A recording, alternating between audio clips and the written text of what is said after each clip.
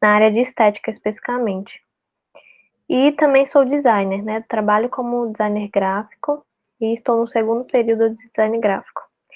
Sou presbiteriana da Igreja Presbiteriana do Valentina, aqui em João Pessoa, e também faço parte da ABC2 João Pessoa, né? E como o Douglas disse, né, a intenção é falar um pouco sobre a relação do cristianismo com as artes. Tem um ponto em especial que quando o Douglas falou comigo, me chamou para falar hoje, que me chamou a atenção e que, na verdade, foi o que me fez aceitar o convite. Que o Douglas fez um pedido que gostaria que, de alguma forma, a gente tentasse fazer uma certa apologética em cima da ideia da beleza, né? E isso era algo que eu já queria fazer há algum tempo, estudando e pesquisando, eu já tinha encontrado algumas ideias que não fazem exatamente uma apologética, mas que nos indicam de que o cristianismo em si possui respostas, né, para os problemas que existem nessa área, né? Tanto no processo artístico, na vida do artista, quanto problemas da filosofia da arte, vamos dizer assim, né? Então, é algo que sempre me chamou a atenção e que gostaria de trabalhar, né? E quando o Douglas me falou isso, eu vi a oportunidade, né, de falar sobre essas coisas que eu vim estudando e que eu acreditaria que poderia apontar de alguma forma para o cristianismo. Então, é o que eu vou tentar fazer, né? Para começar, eu gostaria que a gente.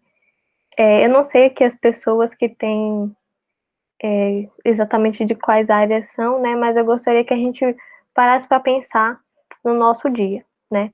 Mesmo que você não seja um artista ou não seja uma pessoa ligada diretamente às artes, se a gente pensar no nosso dia a dia, a gente desfruta muito da arte e aprecia muito a beleza, né?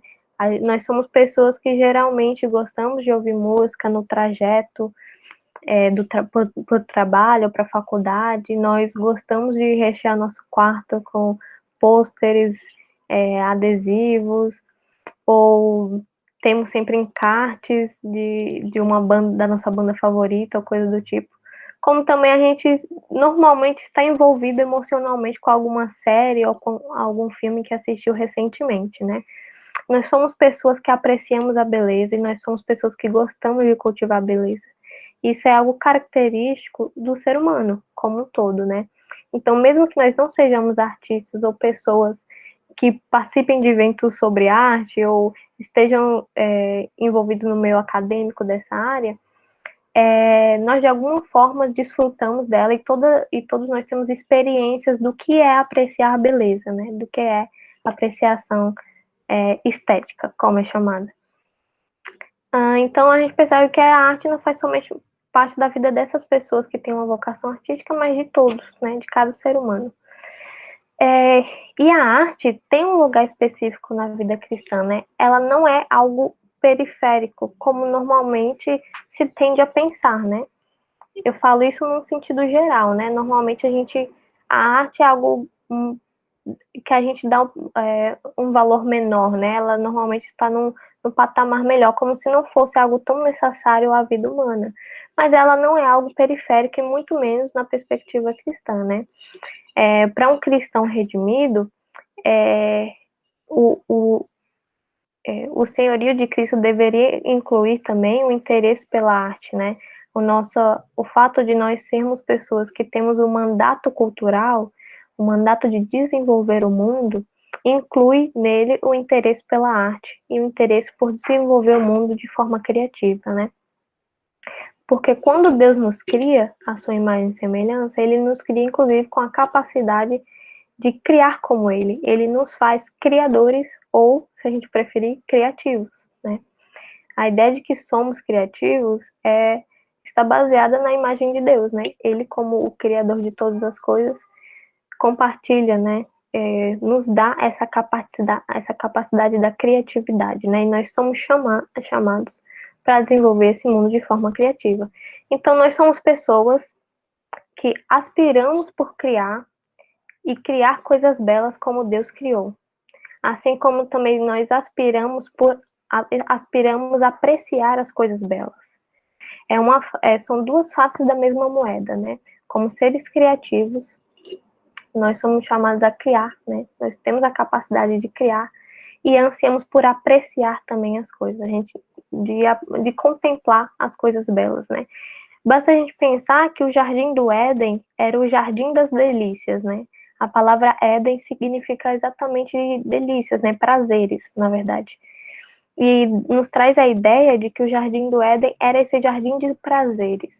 Era um local onde havia beleza, farta beleza, e onde era possível apreciar, né? Todas essas coisas, tanto pelos frutos que as árvores davam, quanto pela beleza da criação, da paisagem. E mesmo quando o homem é expulso desse jardim por causa da queda, nós somos jogados em um mundo que, apesar da queda, ainda existe muito daquela beleza original que Deus criou, né? Ainda o mundo está permeado por beleza, mesmo que a queda tenha afetado essa criação, né? E apesar disso, o mundo ainda possui essa beleza e nós ainda aspiramos por essa beleza, né? Essa aspiração está na alma do homem, né? Eu gostaria de citar um trecho do livro do Frank Schaeffer, que é o filho do Francis Schaeffer, e ele, no livro chamado Viciados em Mediocridade, né? O livro que ele escreveu. E ele disse assim: a vida cristã não é uma combinação de posturas teológicas marcadas pela culpa, reacionárias, panfletárias e displicentes. A vida cristã é repleta de apreciação por Deus, pelos que estão ao nosso redor, salvos ou não, e seus talentos. A vida cristã exibe uma apreciação profunda por tudo aquilo que Deus criou, um anseio crescente de compreender e desfrutar daquilo que nos cerca.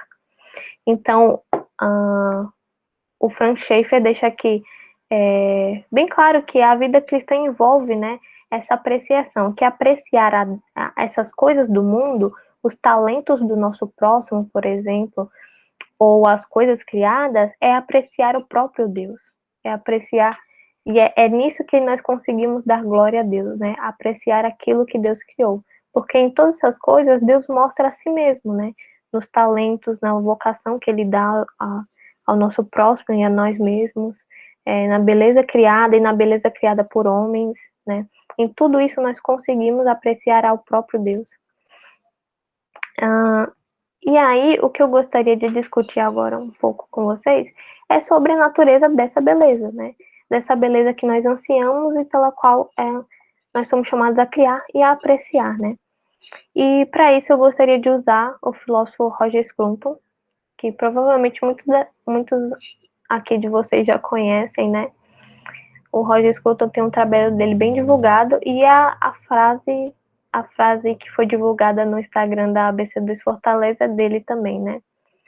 E no seu livro Beleza, o Roger Scruton diz que a beleza, nós dizemos que algo é belo quando temos prazer em contemplá-la como um objeto individual por si mesmo e em sua forma apresentada.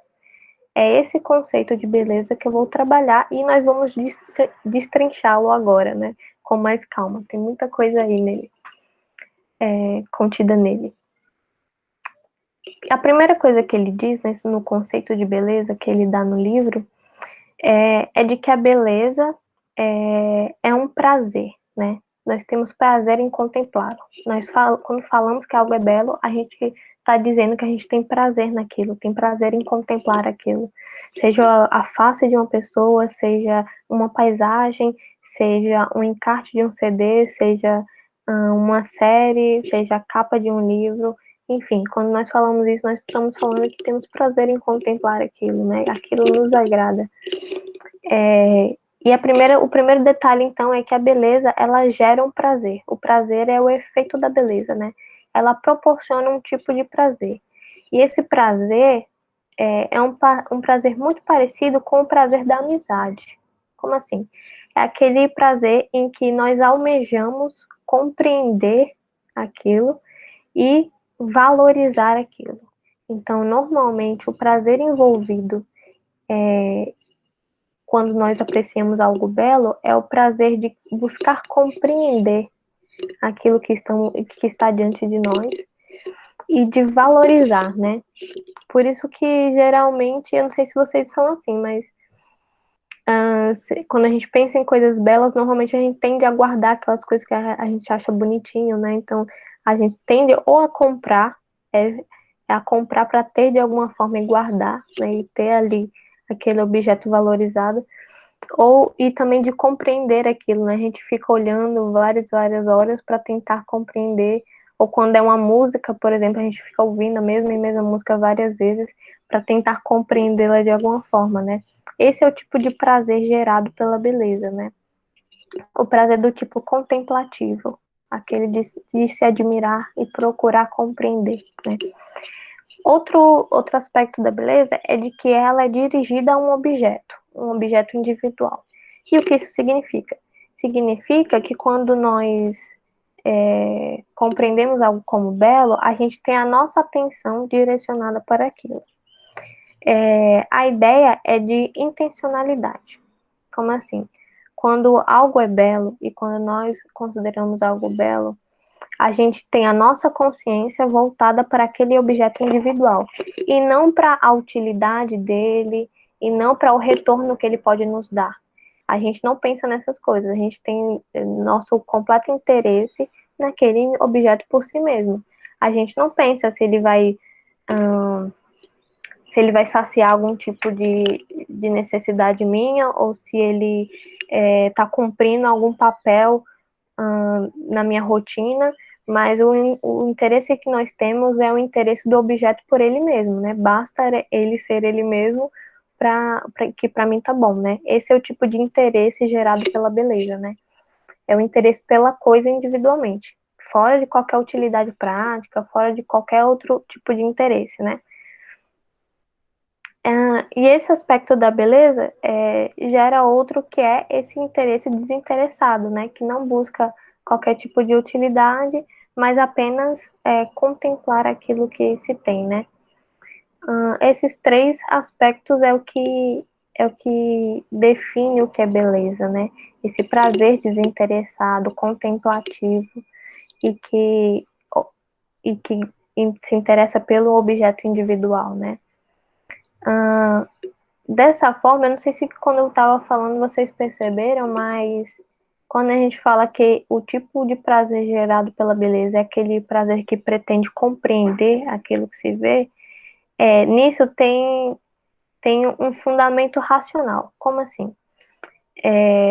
Quando eu considero algo belo, né, o que eu estou dizendo é que os meus sentidos estão levando uma informação à minha mente, né? É a sua parte sensível e racional trabalhando ao mesmo tempo. A beleza não é algo puramente dado aos meus sentidos, não é algo puramente sensível. Ela também tem uma consequência intelectual. E isso é muito importante. Então, quando algo é belo, ela comunica, ela leva informações para os meus sentidos e os meus sentidos comunicam a minha mente. É por isso que geralmente a gente tem a sensação de deleite. Deleite é uma sensação que gera uma consequência intelectual, né? Sua mente se deleitando em algo, né? Isso mostra o aspecto racional da beleza, né? Ela não é simplesmente algo sensitivo, que fala somente aos meus sentidos. Ela também é algo intelectual, ela também sacia a minha mente de alguma maneira, né? E por que esse aspecto racional é tão importante? Eu estou frisando ele. Porque existe aquela discussão se a beleza é objetiva ou subjetiva, que é uma discussão grande na área da estética, né? E a questão é que se a beleza possui esse aspecto racional também, se ela está alicerçada na minha razão, como ela é de fato objetiva. Mas lembrando que ela também fala os meus sentidos, então ela também tem um aspecto subjetivo, mesmo que menor, né? A questão é que a beleza, ela é um valor, né? Assim como os valores morais, e que está alicerçado na minha razão. É por isso que eu posso falar para Douglas que eu achei um filme muito bonito e posso tentar convencê-lo daquilo, dar razões porque eu achei aquilo bonito e conseguir convencê-lo, né?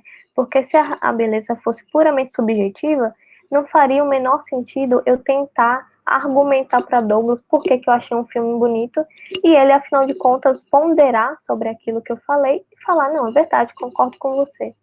Aquele filme, realmente, pelo que você está me falando, ele deve ser muito bonito, né? Então, é por causa desse aspecto racional que a beleza pode ser considerada um valor universal, ou seja, é algo que está na natureza humana, né? Está em todo homem e que é objetivo no sentido que a gente pode falar sobre a beleza de uma paisagem para alguém e aquela pessoa pode concordar com a gente, né? Ou falar sobre a beleza de uma outra pessoa e aquela pessoa concordar com a gente, né? É por isso que nós podemos argumentar acerca da beleza de algo, né? Porque ela também tem seu aspecto racional. Isso é o que garante a sua objetividade, né? Isso é muito interessante, porque isso nos mostra que a beleza não é puramente sensível, né? Mas também intelectual. E que muitas vezes, e eu ousaria dizer que na maioria das vezes, quando nós falamos eu não gosto disso, o que nós estamos dizendo é eu não compreendo isso.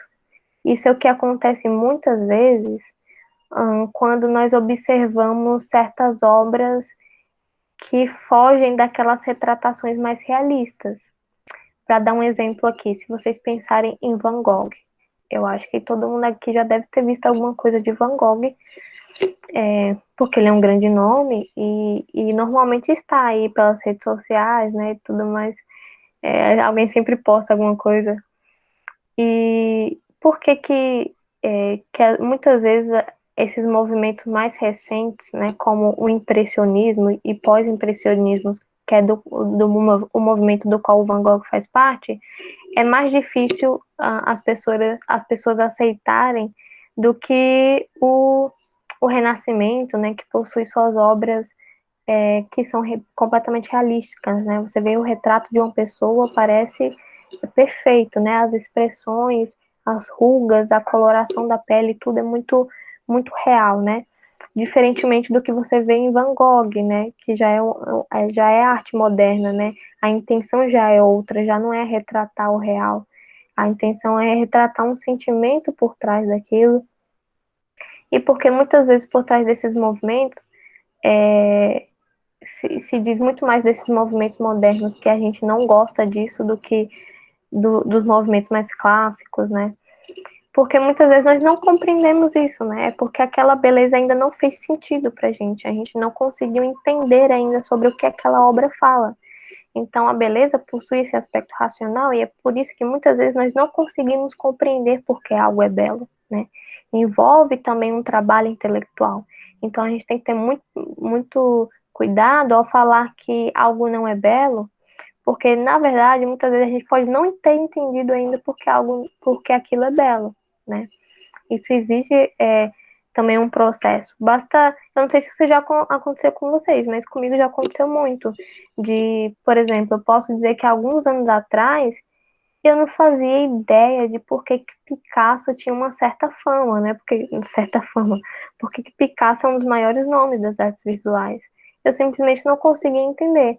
Algum tempo depois, lendo História da Arte e observando o quadro Guernica, que é um dos quadros mais famosos do Picasso, eu me veio aquele estalo, sabe? Eu consegui compreender por que o Picasso tomou a decisão de retratar a guerra daquela forma que ele retratou, né?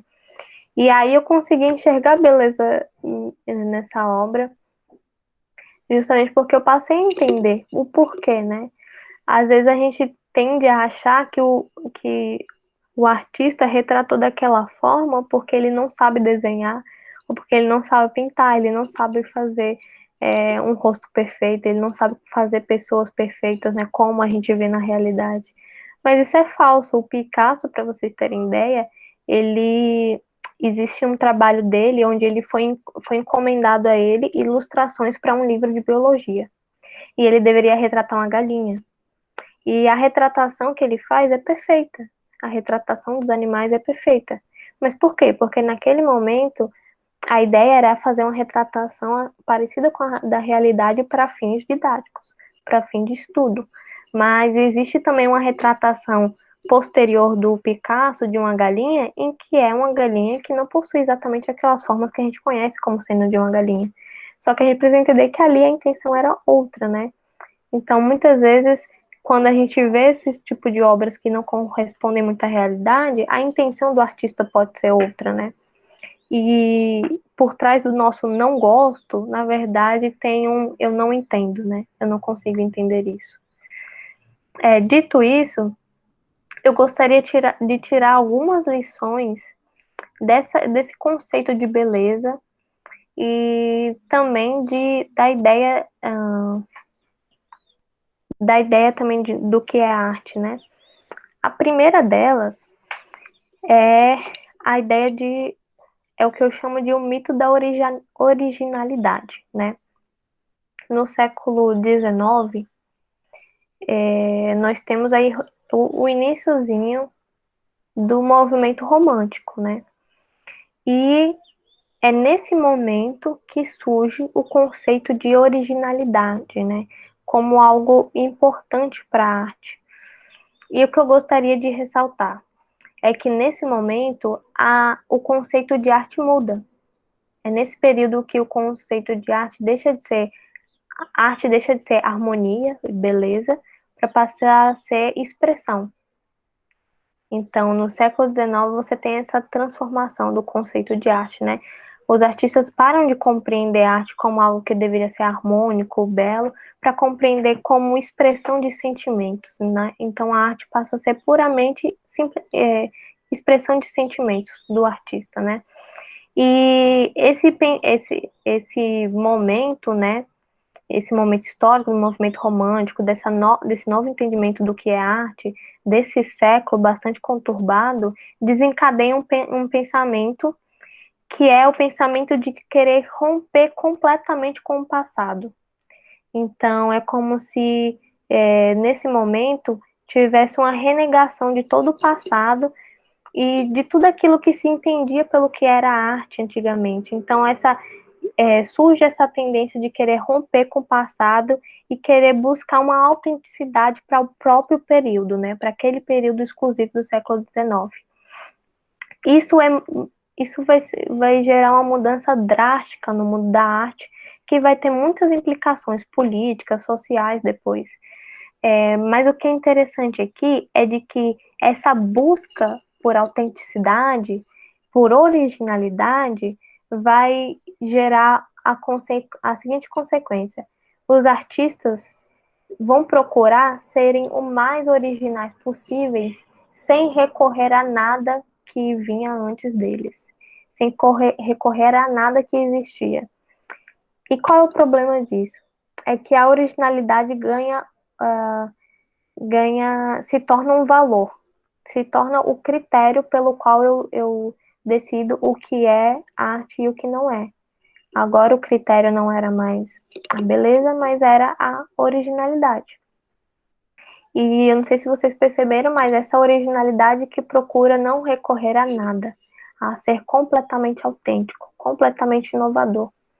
E qual o problema disso? O problema disso é nada é original, nada vem a partir do nada, né, sem referência alguma. E aqui, para citar o Picasso novamente, ele tem uma frase onde ele diz o seguinte: arte é furto, é roubo, né, em outras palavras. E eu gostaria de trabalhar com essa ideia do Picasso e procurar mostrar como existe um princípio bíblico por trás dessa definição do Picasso, o que parece muito engraçado porque parece implicar em um dos mandamentos, né? Mas vamos entender o que o Picasso quer dizer por arte é furto, né? E para isso a gente precisa fazer uma genealogia das ideias, né? De onde as ideias vêm, né? Quando um artista se propõe a criar, de onde ele parte, né? E geralmente o artista que é honesto, ele deveria dizer eu roubo ideias, né? Eu roubo coisas. Quando a gente pergunta de onde ele tira as suas ideias, né? E por que isso? Porque é o seguinte, toda ideia sempre é a mistura de muitas outras ideias, né? Quando nós conseguimos chegar numa ideia nova, né? Dita nova, é porque nós misturamos muitas outras coisas, né? Misturamos muitas outras ideias e muitas outras referências anteriores. E um bom comparativo que a gente pode fazer para entender essa genealogia de ideias é o comparativo com a genética. Você, que está aí, e eu, somos uma mistura do nosso pai e da nossa mãe, que por sua vez são uma mistura dos seus avós e por sua vez dos seus bisavós e por aí vai. Então o que nós temos é sempre um remix, né? Sempre uma mistura. E é assim que funciona com as ideias também. A gente sempre tem ideias a partir de ideias, né? E todo artista, ele é, na verdade, um colecionador de ideias, né? Ele está colecionando ideias o tempo todo que dão origem a novas ideias, né? E são essas ideias que dão origem às suas obras, né? As suas obras como artista. Mas é interessante porque você não escolhe a sua família, mas você pode escolher as ideias que vão te influenciar, né? Você pode selecionar as ideias, né? Então, o trabalho do artista deveria ser o trabalho de colecionar seletivamente ideias. Então, é olhar para aquelas ideias que me interessam e selecioná-las para elas me influenciarem, né? Influenciarem o meu trabalho. E geralmente a gente faz essa escolha de ideias baseado naquilo que a gente ama, né?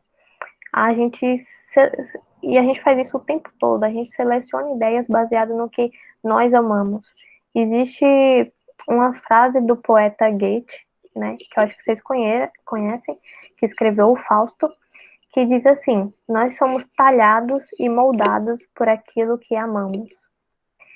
E basta pensar também naquela obra do Joseph Smith, né? Eu acho que eu errei o nome dele, mas que o nome do livro é Você é Aquilo que Ama, onde ele vai exatamente trabalhar a questão dos nossos afetos, né? E como isso influencia como um todo nas nossas escolhas, nas nossas escolhas e nas nossas volições, né? Nos nossos desejos e tudo mais. E a ideia aqui é exatamente essa. O nosso ato de selecionar ideias é, é, é dirigido pelos nossos amores, pelos nossos afetos. Então, nós iremos selecionar ideias baseadas naquilo que nós amamos, né? Pelaquilo que nós temos uma tendência pelaquilo que nós gostamos, né? Então, o trabalho do artista é selecionar boas ideias baseado James Smith. Muito obrigada, Douglas. Nossa, realmente ficou um paralelo com o mormonismo, né? Mas tudo bem. Mas voltando, a ideia é exatamente essa, que a escolha das nossas ideias é baseada nos nossos afetos, né? E que por isso um artista cristão deveria sempre se atentar para os seus amores, né? Quem são os artistas preferidos dele? Quem são os seus autores preferidos? Porque é daquele grupo seleto de pessoas que ele gosta, que ele se interessa, que ele vai tirar suas ideias, que ele vai selecionar ideias para criar. Por isso que um artista, isso na verdade todo ser humano que possui um ofício, né? O que há de mais importante é o cuidado com o seu coração, com aquilo que ele ama, com aquilo que ele gosta, porque é daí que vão sair as coisas, vão sair seus frutos, né? E o artista deveria tomar esse cuidado também. Mas é baseado nisso, né? Nessa ação de coletar ideias baseado naquilo que você ama, que sairá suas obras, né? Que irão nascer suas obras, né? Então, basta a gente pensar que quando uma banda começa, aquela banda normalmente começa como uma banda cover. Ela começa imitando outras bandas, outros artistas e tentando reproduzir a música deles, o som deles. Por quê? Porque eles querem, de alguma forma, incorporar, né, aquelas ideias, o que existe por trás daquelas obras, para poderem gerar o seu próprio estilo, para poder serem originais, né? E é aqui que mora a diferença entre você selecionar ideias, pegar ideias daquelas referências que você ama, que você gosta, e plagiar, né? Porque o plágio é você tentar fazer o trabalho de outra pessoa passar pelo seu. E copiar, né? Colecionar essas ideias de pessoas que você gosta, de artistas que você gosta, é tentar compreender o pensamento que existe por trás daquilo. Então, quando aquela banda está ensaiando as músicas das bandas que eles gostam, dos artistas que eles gostam, o que eles estão tentando fazer tocando, produzindo aquela obra, então, tentar compreender o que foi o que aquela banda que eles gostam fizeram para eles tentarem fazer no seu trabalho, né, e gerar o seu próprio estilo. Então, a ideia é de que algo original, algo novo, nasce a partir de outras coisas que já existem, a partir do que já está aí. E normalmente o caminho para isso é você selecionar ideias baseadas naquilo que você gosta. Que é a mesma coisa que uma banda faz, ou um pintor faz, um escritor faz. Todo o exercício de todo pintor e de todo escritor é o de copiar. Um pintor, ele aprende a pintar pintando quadros de pintores que eles gostam. Então, é muito comum você ver na história da arte Rembrandt reproduzindo quadros dos artistas que ele gostava. Van Gogh fez muito isso com Rembrandt. Van Gogh adorava o Rembrandt e tem vários quadros do Van Gogh que são reproduções exatas do Rembrandt, né? O Van Gogh fazia muito isso com o Rembrandt, porque ele estava tentando incorporar nele alguns princípios do Rembrandt, né? E você percebe que depois o que resultou, a obra do Van Gogh é completamente diferente da do Rembrandt, mas ele tem muita inspiração no Rembrandt. E ele começa exatamente copiando, né? É a mesma coisa que um escritor faz. Normalmente, o exercício para você se tornar um escritor é você selecionar um grupo de escritores que você gosta e copiar a escrita deles. Começar copiando o jeito que ele escreve para depois você dar origem ao seu próprio estilo. Sempre, todo o exercício de todo artista é copiar aquele grupo seleto de artistas que ele gosta. Então, a gente percebe, por isso, que novas ideias nascem de velhas ideias, de ideias que já existiam, que já estavam aí. É nesse sentido que o Picasso fala que a arte é furto. A arte é sempre um olhar para trás, um olhar para o que já foi feito e tentar incorporar aquelas mesmas ideias e assim dar origem ao seu próprio estilo, à sua própria voz, né? E é isso que é feito na história da arte. Então, um bom artista, ele deve entender que nada vem do nada. As coisas possuem uma origem, né? Não é possível você criar algo completamente novo que nunca existiu antes, né? Principalmente os grandes artistas, quando a gente diz, nossa, aquele cara é completamente original, o que a gente está querendo dizer é que a gente desconhece de onde ele tirou as referências dele, porque na verdade ele tirou de algum lugar, né? Ele viu em algum lugar, ele está incorporando em si um conjunto de artistas que ele também já admirava. E aí a gente percebe que aquela ideia do romantismo, de romper completamente com o passado e procurar fazer algo original a partir do nada, é uma ideia muito falsa. É um mito, né? Por isso que eu comecei dizendo que se tratava de um mito, o mito da originalidade, né? E, infelizmente, essa ideia do romantismo ainda é muito presente nas artes hoje. Se vocês conversarem com algumas pessoas das artes plásticas ou do teatro, talvez, não sei, ainda é comum ouvir as pessoas falarem de originalidade nesse sentido, em uma originalidade que vem do nada. E isso não existe. Não é possível fazer isso, né? E, na verdade, esse é um fardo que o romantismo criou para o artista.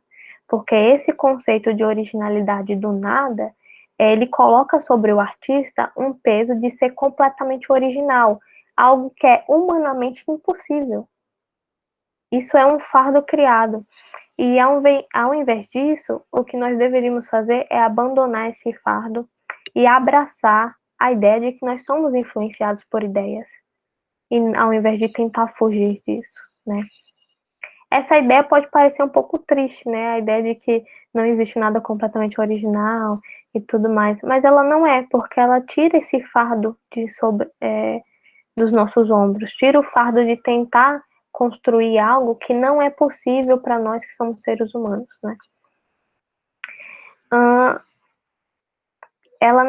Essa ideia de originalidade, então, ela não é uma expectativa razoável, né? Algo que nós deveríamos exigir de um artista ou que um artista deveria se pautar por isso, né? Essa é uma ideia muito estranha, né? E é falsa, né? E aí o que eu queria dizer é o seguinte: eu não sei se vocês percebem, mas essa ideia, ela não é uma ideia estranha para o cristão, né? Eu argumentei aqui dentro da história da arte e até usei alguns artistas que falaram, que foram contra isso, né? De que não é possível você criar a partir do nada, né? Sempre ideias vêm de ideias, e é por isso que a arte é furto nesse sentido, né? De sempre você estar se utilizando de ideias. Mas essa não é uma ideia estranha para nós que somos cristãos, porque nós lemos lá em Eclesiastes que não há nada de novo debaixo do sol, né? E basta a gente olhar para o Gênesis também, para a gente compreender que o tipo de criação que nós fazemos é diferente daquela que Deus fez, né? Deus sim pode criar algo a partir do nada, mas nós, como seres humanos, não. Toda vez que nós criamos baseado naquilo que nos influenciou, né? Em um conjunto de ideias que nos influencia, um conjunto de pessoas que tem nos influenciado, né? E esse mito da originalidade, que às vezes está tão presente ainda em algumas áreas da arte, ela é uma mentira, né? Que pode muito bem ser falsificada, né? E pode muito bem, um cristão tem como responder acerca disso, né? Tem uma frase também muito interessante do Salvador Dalí, que ele diz assim: aqueles que não querem imitar nada, produzem coisa alguma. A ideia de originalidade a partir do nada é uma ideia que torna a arte infértil. É uma ideia que acaba produzindo nada, que acaba produzindo coisas vazias. E para citar um movimento em específico, basta a gente olhar para o dadaísmo. O dadaísmo é esse tipo de movimento que não produziu nada, né? É um movimento completamente infértil, né? Que tudo que existe sob o título de dadaísmo, né? Pelo menos como ele surge, são obras vazias, que não possuem significado, que não possuem uma mensagem, né? São coisas inférteis. Essa busca por essa originalidade a partir do nada, ela acaba gerando uma infertilidade nas artes, né? E que nós, como cristãos, nós temos a resposta para isso, né?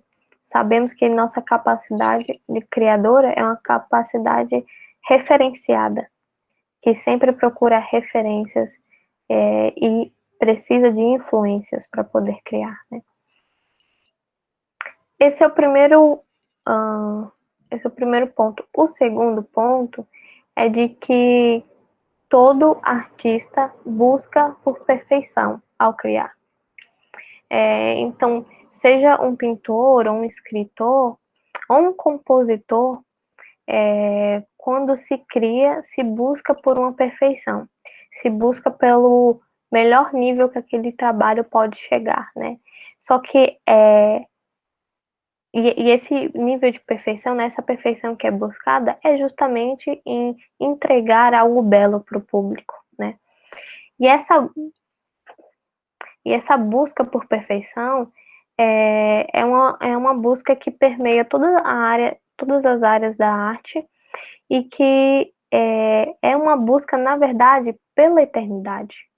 Essa busca por querer criar coisas perfeitas é uma busca pelaquilo que não perece, por aquilo que não pode se perder com o tempo, né? Basta a gente pensar que quando nós consideramos algo belo, a gente tende a preservar aquelas coisas, a gente tende a querer guardar e preservar para que aquilo não se perca. Basta para dar um exemplo, né? Quando isso é muito comum na arquitetura, quando edifícios são muito belos, e a gente pode pensar no caso da Holanda, naquelas grandes catedrais, em um país agora que é completamente secularizado, o que é que aconteceu? São edifícios tão bonitos que foram dados outros usos para eles que não mais uma igreja, mas eles não foram destruídos. Por quê? Porque a gente tende a querer preservar aquilo que é bonito. A gente não parte para a destruição, a gente não parte para extinguir, a gente parte para querer preservar, para que aquilo continue existindo.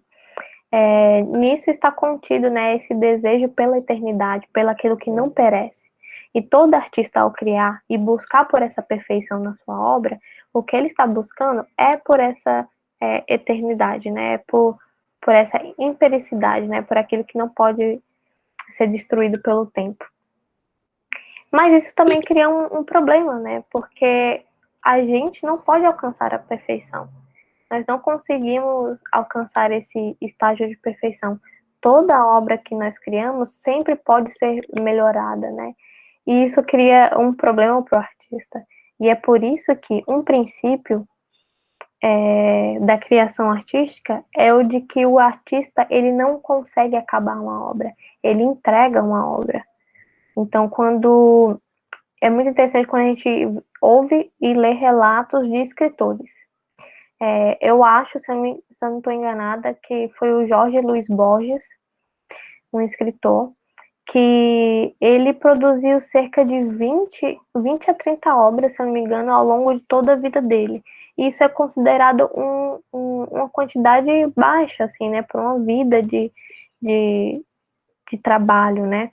Só que é relatado que ele costumava trabalhar muito em uma mesma obra, a passar anos trabalhando uma mesma obra, né? E, e é ele mesmo que diz que quando ele era capaz de nunca terminar uma obra por sempre querer melhorá-la cada vez mais, né? E aí ele diz que o que ele fazia era sempre libertar as obras, deixar elas irem, né? Resolver entregar, porque senão ele nunca entregaria nada. E é exatamente isso, né? Essa busca pela perfeição no trabalho artístico é uma busca que esbarra nesse problema. Nós não vamos conseguir alcançar a perfeição, né? O artista, ele sempre vai até onde dá para ir. Chega um momento em que ele precisa parar e entregar aquela obra e dizer, tá aqui. Porque nós não conseguiríamos alcançar a perfeição. Mas mesmo assim, isso nos dá um indício de que nós ansiamos pela eternidade. Porque o que é produzido pelo artista como perfeito, né, no sentido de produzir algo belo, é a tendência de querer apreciar e produzir coisas cada vez mais belas, e é aquelas belezas que não podem ser corrompidas pelo tempo, né? Então, essa produção artística tem por trás de si uma busca pela eternidade, uma busca pelaquilo que não vai perecer, né? Então, quando um artista cria e é obrigado a entregar a sua obra, porque sabe que poderia passar anos e anos na mesma obra por sempre querer ver ela melhor, nos dá um indício de que nós buscamos por uma perfeição em seu estado pleno, né? algo perfeito e acabado finalmente, né? Então o artista ele nunca conclui uma obra, ele na verdade dá um basta para ela, né? Mesmo aquelas obras magnânimas, né? Como a catedral pintada por Michelangelo, né? Mesmo aquelas obras que é consideradas perfeitas pela humanidade, são obras que poderiam ser melhoradas ainda mais. Se você perguntasse para o Michelangelo, provavelmente ele iria dizer, não, tem um erro ali, eu precisaria mexer naquilo ainda, eu precisaria melhorar isso e aquilo, né? Então, a busca pela perfeição é uma busca pela eternidade. E quando nós apreciamos essas coisas belas, né, nós também ansiamos por essa perfeição, por essa eternidade, né, que aquela obra nos entrega parcialmente e nos dá indícios, né, daquilo que é eterno.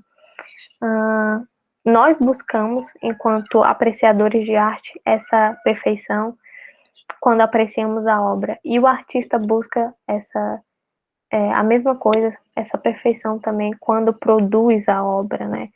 Então, essa busca pela eternidade permeia o meio artístico, né? Tanto daqueles que apreciam quanto daqueles que produzem. Existe uma fome por beleza, né? E uma fome que colocada na criação pelo próprio Deus, né? Que se traduz por uma busca pela eternidade, né? Por finalmente algo perfeito e belo plenamente, né? E é isso, gente. Eu encerro por aqui. Eu espero que esses dois argumentos, né? Tanto do mito da originalidade, da criação a partir sempre de coisas criadas, quanto a ideia de busca pela perfeição do artista, sejam argumentos que fazem parte do ato criador, né, do processo de criação artística e que podem ser argumentados e mostrados como o cristianismo, a cosmovisão cristã, explica muito bem por que é assim, né? Por que nós tendemos a essa busca pela perfeição e por que nós não podemos alcançá-la nessa vida? Por que nós criamos a partir só de coisas criadas e que não é possível a nós, seres humanos, criar a ex nihilo, né, a partir do nada? É isso. Obrigado, Juliana. Fantástico a Não, palestra, nada. muito legal mesmo. E isso que tu falou no final, né, sobre o pessoal que demora muito para entregar, espera na perfeição, demonstra um pouco de idolatria, né, que as pessoas acabam tendo da sua própria obra, que só entrega se for perfeito aos olhos dela. Você acaba idolatrando tanto a sua própria obra que não quer vê-la com defeitos. E É, pode falar, pode falar. pode existir nisso traços de idolatria, porque também, né, todo o processo artístico está submetido, né, a você idolatrar alguma coisa ali, mas na verdade é esse interesse por trás de querer alcançar a perfeição, né? Uhum. É a mesma coisa que o amor que uma mãe tem pelo seu filho, né? Ele pode em algum nível se tornar idólatra? Pode. E a gente sabe que às vezes acontece. Mas na verdade é também aquele. É uma imagem daquele amor de Deus pelo homem, né? A mesma coisa na arte, assim, eu não sei se eu consigo explicar bem. Esse princípio da perfeição é um princípio que existe, né? Que é colocado pelo próprio Deus, no sentido de que nós devemos procurar sempre o melhor, mas que ele pode ser corrompido na medida em que nós buscamos exatamente idolatrar, né? Ter uma obra completamente assim, que nós nos orgulhemos, né? Que a gente diga, fui eu que fiz, assim. Enfim, que possa ser idolatrado, né? Enquanto o pessoal podem ficar à vontade, tá? Para fazer perguntas. Aí eu vou aproveitar para fazer uma pergunta também, enquanto o pessoal pode ir deixando suas perguntas. E seria, por exemplo, tu falou a respeito da objetividade, né? Que existe na arte. Essa objetividade tem alguma relação com moralidade? Por exemplo, existe arte que a gente pode dizer que é boa e arte que a gente pode dizer que é ruim? Tipo, não, isso aqui é certo, isso aqui é errado. A gente pode classificar arte dessa forma? Pode. Essa também é uma discussão muito pesada e que faz parte da área da estética, né? É uma preocupação. Mas em que sentido? todo artista, ao criar, ele está imprimindo nas suas obras a sua própria perspectiva, as suas próprias ideologias. Então, na medida que o artista faz isso, eu posso chegar e dizer, isso está errado. Da mesma forma que eu posso chegar para uma ideologia materialista e dizer, essa ideologia está errada por isso e por isso. Entende? A arte, ela não é neutra. Quando o artista cria, ele não está sendo neutro. Então, da mesma forma que eu posso argumentar com um materialista que ele está errado, eu posso argumentar com um artista que aquela perspectiva imprimida naquela obra está errada, né? Está moralmente errada, enfim. Pode conter problemas morais. Isso pode ser feito, sim. Mas qual é o problema? Para isso ser feito, a gente precisa ter um certo nível de conhecimento artístico. Por quê? Porque eu vejo que quando a gente não tem, o tipo de crítica que se faz por exemplo, a gente olha para uma obra, como no tempo do Schaeffer se fez, de dizer assim, qual é o problema do rock? É a guitarra, entende? Então, condenar a guitarra moralmente. E é normalmente assim que eu vejo as críticas morais sendo feitas no meio da arte. Você está transformando um objeto em um problema moral, quando não é o objeto. Talvez o que aquilo representava, não sei, na verdade, né, não tinha. Mas quando nós normalmente tentamos criticar a moralidade de uma obra, a gente se fixa nos elementos estéticos e não na ideologia por trás daqueles elementos estéticos. É muito errado eu condenar uma cor ou condenar o uso de uma técnica ou condenar o uso de um tema, né? O certo é eu condenar o que existe por trás daquilo. Por que eu estou falando isso? Porque vai entrar em outra questão delicada, mas é a mesma questão da arte e nudez. Nesse tema existe muita moralidade, né? Mas qual é o problema? Normalmente as pessoas criticam a nudez, que é o tema, né? E quando não se deve criticar o tema, porque o artista pode falar sobre qualquer assunto, se deve criticar o que está por trás daquele tema. Qual é a perspectiva que o artista abordou por trás da nudez, entende? Então, a gente pode sim dizer que uma obra está errada moralmente ou certa moralmente, porque existe uma perspectiva por trás dela, mas nunca condenando os elementos estéticos ou a temática, e sim a perspectiva por trás de cada uma dessas coisas. Por isso que exige algum conhecimento de arte, né? Para você poder criticar e não criticar elementos estéticos, né? E não proibir instrumentos ou cores ou temas, né? Mas fazer uma crítica fundamentada, né? Deixa eu colocar meu computador para carregar. Beleza. Tá. Enquanto isso, eu ia comentar sobre uma das críticas que o pessoal também faz, por exemplo, né, ao jazz, né? Diz que é sem graça, é música de elevador e O jazz? não consegue Aham. apreciar a beleza, né? Não acha excitante o jazz. Só que justamente é por também falta de compreensão. Isso foi uma das coisas que eu achei mais bacana do que tu falou na palestra, que é justamente aquela relação, né? Muitas vezes quando a gente diz não gosto, muito deve estar relacionado a eu não conheço aquilo. De Por fato. exemplo, no metal, que eu vou defender, eu gosto, né? Claro, eu gosto de metal. E muitas pessoas dizem, não, eu não gosto. Mas muitas vezes não é porque não há beleza no metal. Se você analisasse, por exemplo, somente as partituras, você poderia analisar e ver que é muito parecido com uma música clássica. Sim. Só que por não estar inserido no meio, por ter alguns preconceitos concebidos, né? A gente acaba se afastando e nem querendo conhecer mais a fundo coisas que de primeira vista a gente não gostou.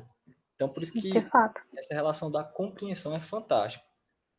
Esse teu exemplo do jazz e do metal foi ótimo, porque eu acho que até o metal mais do que o jazz, né? Ainda É, é mais relegado ainda, mas é verdade. pronto, Juliano, vou ler aqui duas perguntas que já Tá começaram bom. a fazer aqui, certo? A Stephanie pergunta: a gente sempre precisa de referência para citar, e nós cristãos sabemos que não devemos viver uma dicotomia de isso é santo, sagrado e isso é profano. Então, como a gente encontra esse equilíbrio para que as nossas referências não venham de criações de pessoas que criam a partir de valores e crenças que chocam com a nossa fé? Muito boa.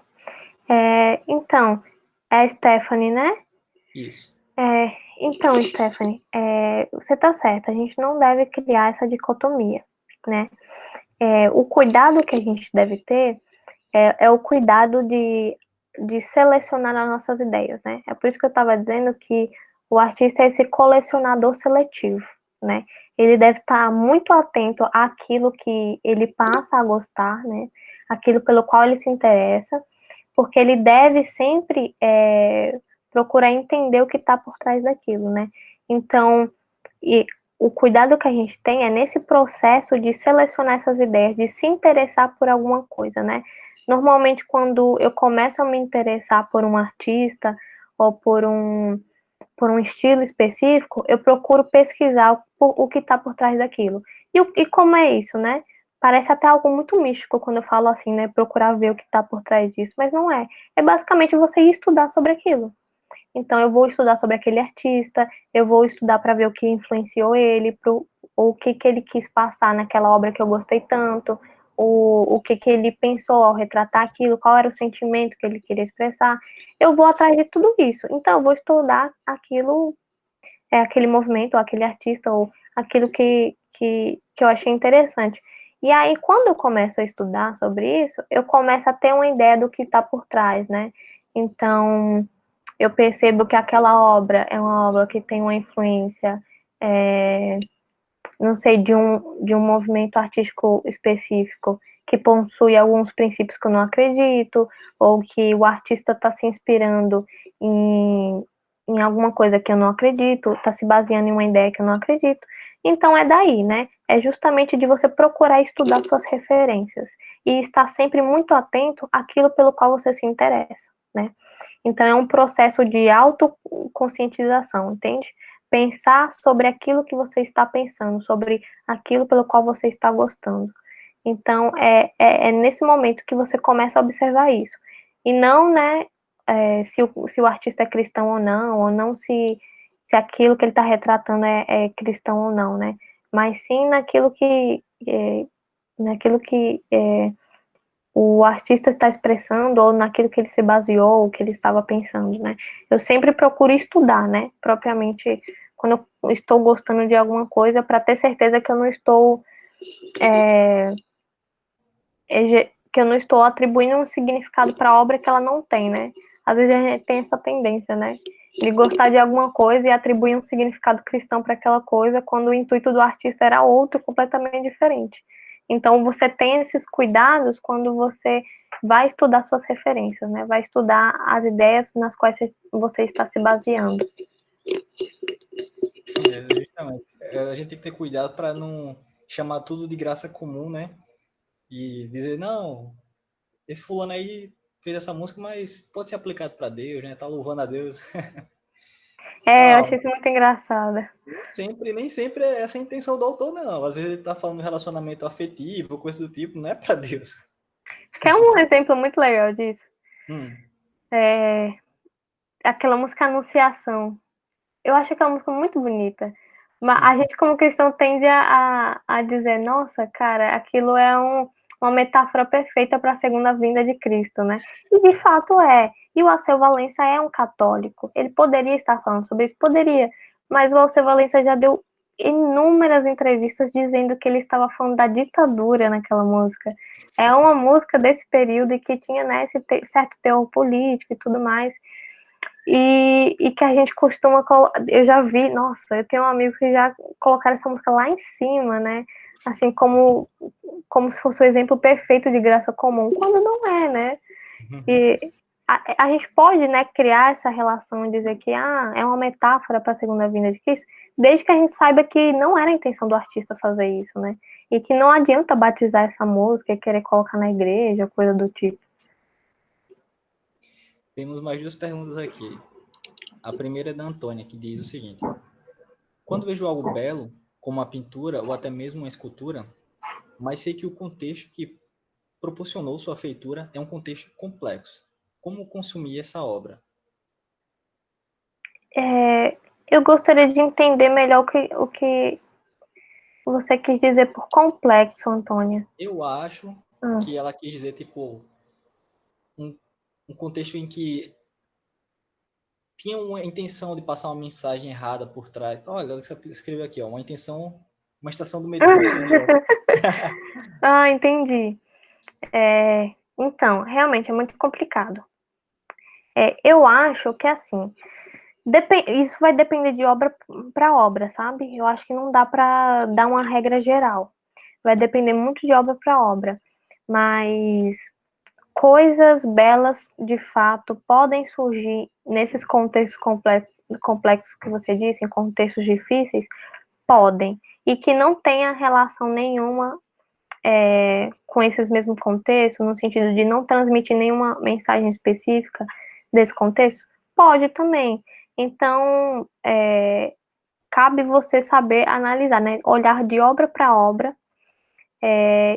para ter uma ideia se aquilo de alguma forma, por exemplo, essa estação de metrô, de alguma forma, ela faz menção a regimes totalitários, sei lá, ela possui escudos em cada parada, ou referências ao regime soviético em cada parada, enfim. Se possui, eu acredito que bastaria removê-los, né, assim, ou coisas do tipo. Mas depende muito de obra para obra, não dá para te dizer joga tudo fora ou preserva, né? Cabe analisar cada uma, né? Os campos de concentração do nazismo, por exemplo, hoje é utilizado como uma forma de a gente guardar uma certa memória histórica, né, daquilo que aconteceu, de ficar como imagem do que nunca mais deve acontecer na história da humanidade, né? Foi dado um outro sentido para aquilo, né? E não como um altar de exaltação do que o nazismo fez, né? Então, eu acho que as coisas podem ser trabalhadas de formas diferentes, né? Mas isso vai depender de cada obra em específico. Não dá para dar uma regra geral, né? Foi justamente isso que eu estava pensando, Juliana, que tu comentou, né? Que eu estava pensando dos campos de concentração de Auschwitz, por exemplo. Não dá para a gente simplesmente condenar completamente, dizer que a estrutura não tem beleza em si, não tem ordem, não tem forma, né? Se Por bem que exemplo, são bem tristes mesmo, né? suponhamos que alguém não, não, não viveu aqui nesse mundo e chegou lá de paraquedas e caiu e começa a olhar. A pessoa pode ver beleza, né? Mesmo que não saiba do contexto do que Do que aconteceu por foi, trás. né? Isso. Tem, Acaba se tornando uma beleza triste. é, Porque, assim, se a gente. É porque isso também é algo que merece ser trabalhado depois, a relação de beleza e feiura. Porque não necessariamente está ligado a bom e mal. Tipo, o feio é mal e o belo é bom, necessariamente. Porque isso é uma relação platônica que não corresponde. O maior exemplo que eu vou dar, que eu posso dar, e que para nós cristãos, assim, é cabal, é o seguinte: a morte de Cristo é bela ou feia? A morte de Cristo na cruz. ninguém pode dizer que é belo, né? Exato. Então, mas por que é complexo a gente responder isso? Porque é horrível. Cristo sofreu uma das piores mortes que existia no Império Romano, que era a crucificação. Ele teve seu corpo flagelado, né? Ele morreu lentamente. É horrível. Só que se a gente pensar que a morte de Cristo foi o que nos trouxe salvação, é uma das mortes mais belas que existe. Então, isso daí ajuda a gente a compreender como a gente não pode relacionar o belo simplesmente a fatos felizes e alegres e bons, e o feio simplesmente a fatos tristes, né? Porque isso é uma relação platônica. E a relação platônica é justamente aquela relação de dicotomia, né? Que foi a Stephanie que falou, né? De criar essa separação. E a gente não pode, a perspectiva cristã não compreende dessa forma, né? Então, existem muitas retratações de Cristo na história da arte que expressam o sofrimento de Cristo. Então, são obras assim que possuem uma certa feiura, porque é uma morte terrível, então mostram o corpo de Cristo. Existem pinturas fantásticas nesse sentido. Mostram o corpo de Cristo sangrando e sua expressão de sofrimento. Mas é bela. Essas são obras belas. Mas por quê? Porque por causa do que significam, né? Então, essa relação também é interessante. A gente não pode ligar necessariamente tudo que é ruim à feiura, entende? Porque existem certas coisas tristes e ruins, vamos dizer assim, como o ato de se sacrificar por alguém, morrer por alguém, ou você pensar no contexto da guerra, de morrer para salvar alguém, né, ou para defender uma nação, que são fatos tristes, mas são atos belos, nobres, né? Um exemplo disso que eu ia comentar era justamente o contexto do metal, que antes do surgimento do heavy metal, do thrash metal, tava uma grande onda do glam metal. E esteticamente eles são muito mais bonitos na forma de tocar, de se vestir, né? É mesmo? Mas isso para o metal soava ruim. Por quê? Porque Ah, as pessoas gostam mais de agressividade. E daí que começou essa vertente do thrash metal, que é muito mais brutal do que o antigo heavy metal. A galera começou a fazer algo bem agressivo mesmo, justamente para se diferenciar completamente do glam metal, que achava muito bonitinho e tudo mais, e bombou, né? Então, aquilo que soava meio feio, tipo voz mais grave, mais estranha, a galera se vestindo de forma mais desleixada, isso que atraiu o pessoal e isso que era bonito. Pode achar estranho, né? Mas eu particularmente amo o thrash metal. gosto muito, né? Exatamente, um bom exemplo isso. Bom exemplo. A Mas pra Lígia, gente entender como é complicado discutir essas coisas, né? É bem é, complexo mesmo. uhum. A Juliana fez outra pergunta. A Lígia, na verdade. Ela, Juliana, você poderia disponibilizar o material, o roteiro que você utilizou aqui durante a chamada? Ah, posso sim. Inclusive, eu posso falar até dos livros que eu utilizei. Ótimo. Porque ontem, eu fiquei tão triste que ontem, com a live do pessoal do Instituto, eu não separei os livros para indicar. E aí eu não consegui lembrar da metade dos livros bacanas, né? Aí tu vai indicar agora, vai querer indicar depois? Ah, posso indicar agora. É, tem, tem, tem esses daqui. Eu separei alguns, inclusive, que até para quem não tem vocação para ser artista, mas quer estudar um pouco, tipo, esse daqui que é a Introdução à Filosofia da Arte, do Benedito Nunes. É muito bom e ele é bem fininho. Então, é um livro que, assim, vai fazer um panorama geral. Você quer entender o que Platão entendia por arte, o que Sócrates entendia por arte, é, e qual é a relação de arte e conhecimento, essas coisas. Esse livro faz um apanhado assim bem geral e ele é muito bom, do professor Benedito Nunes, é bem bacana. Tem a arte, não precisa de justificativa, mas aí eu acho que todo mundo conhece, né? Que é muito interessante também. Tem esse que eu ganhei recentemente, foi até meu pastor que me deu, que é Ecos do Éden, que é muito interessante. Ele vai justamente falar sobre o que seriam esses ecos do Éden na arte e na cultura, né? Como os sons que ainda estão ressoando lá do Éden na nossa cultura, né? E é do Jeremy Bass, eu acho que é assim que fala o nome dele. E eu não sei se tem ele traduzido. Eu acho que eu vi ele traduzido, mas eu não tenho certeza.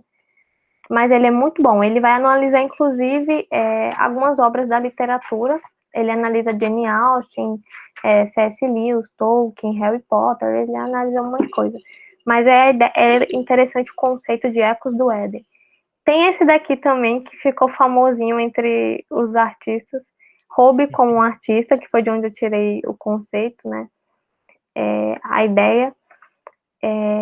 E ele é muito bacana também. Ele é um livro que, apesar de ser feito, se eu não me engano, é pelo um design gráfico, ele fala sobre criatividade. Então, na verdade, interessa a qualquer pessoa que quer trabalhar o tema da criatividade ou ser uma pessoa mais criativa. Ele é muito legal. E tem o do Roger Scruton, né, que é o Beleza, que eu acho que todo mundo conhece, que ele vai falar sobre essa discussão da beleza, tanto sobre a objetividade, subjetividade, quanto da beleza humana, da beleza natural, da beleza de obras de arte, e vai fazer isso, né, fazendo um apanhado da filosofia, né, pegando os principais autores, os principais conceitos. Sobre um review desse livro, de beleza, tem um canal da Tatiana Feltrin, que vocês podem dar uma olhada. Tem o falando, né, sobre esse livro, os pontos, os capítulos. Achei bem interessante. Para quem não quiser ler, né, e quiser já pegar de forma mais rápida o resumo. Ou conseguir entender o livro depois. E, por fim, temos a última pergunta da Irlande que diz: como o conceito de belo, na estética grega, fundamentalmente pautado na concepção platônica aristotélica, difere ou converge com o defendido por Scruton? Boa. O Scruton se utiliza muito até da perspectiva platônica, que é uma concepção mais idealista de arte. Como assim? Para Platão, a ideia do belo é a ideia das formas perfeitas, inteligíveis. Então, daquilo que não é visível, né? Daquilo que não é físico propriamente, daquilo que não pertence ao nosso mundo natural, mas do mundo das ideias. Então, para ele, o belo perfeito é aquele do qual toda beleza física é simplesmente uma imitação, e por isso é uma arte baixa, né? O Scruton utiliza algumas ideias, mas propriamente do banquete do Platão, para falar sobre a beleza humana. Ele parte, na verdade, de Platão, ele não abraça como um todo, porque tem algumas coisas que são bem problemáticas, mas Platão vai tratar da ideia de beleza e eros, né? E o Scruton vai utilizar isso para falar da beleza humana, né? Como é que a gente compreende a beleza humana? Então, existem algumas implicações morais também bem sérias, e o Scruton vai falar sobre isso. É interessante porque eu não lembro dele citar Aristóteles, né? Não sei se ele faz algum uso, eu não lembro. Mas em relação a Platão é isso, né? Ele usa a perspectiva platônica em alguns pontos. Então, gostaria de agradecer mais uma vez, Juliana, pela sua participação. Por nada. Muito enriquecedora, de Eu que fato. agradeço. E gostaria de finalizar orando juntos. Então, oremos, irmãos. Amém. Senhor Deus, nós te agradecemos, ó Pai, por mais um dia na tua santa presença. Nós te agradecemos pela oportunidade que nós podemos refletir sobre a beleza, a arte e a relação que ela tem com o Senhor, ó Pai. Porque tudo provém do Senhor. Toda a beleza, tudo que existe, Senhor Deus, foi criado por Ti e para glorificar o Teu santo nome. E nós, como cristãos, venhamos fazer diferença nesse mundo, redimindo a cultura para honra e glória do Teu santo nome, Senhor Deus. Não nos deixe sermos omissos e entregarmos aquilo que o Senhor tem nos dado ao reino das trevas. Abençoa este grupo, Senhor Deus. Abençoa a ABC2 Fortaleza. Abençoa também a ABC2 da Paraíba, Senhor Deus. Abençoa também a vida da juventude. E agradecemos assim, ó Pai, por essa oportunidade que o Senhor nos deu. E esteja sempre conosco, e assim que nós te oramos, em nome do teu Filho amado Jesus Cristo. Amém. Então, Eu gostaria, obrigada, gente. a gente agradece, gostaria de divulgar, né, o nosso canal do YouTube, ABC2 Fortaleza. Vocês podem ir lá, se inscrever, ver os outros vídeos, as outras reuniões. Também temos o Instagram, né, também, ABC2 Fortaleza. E um canal que é parceiro nosso também, né, é o Instituto Calvinista de Filosofia, que sempre tem integrantes de lá participando conosco. Vocês podem seguir também. Na verdade, lá tem muito mais material massa. E nós agradecemos, pessoal, pela presença de vocês. Que Deus abençoe e nós deixaremos, né, depois esse vídeo também disponibilizado no nosso canal. Então é isso. Obrigado e fiquem com Deus.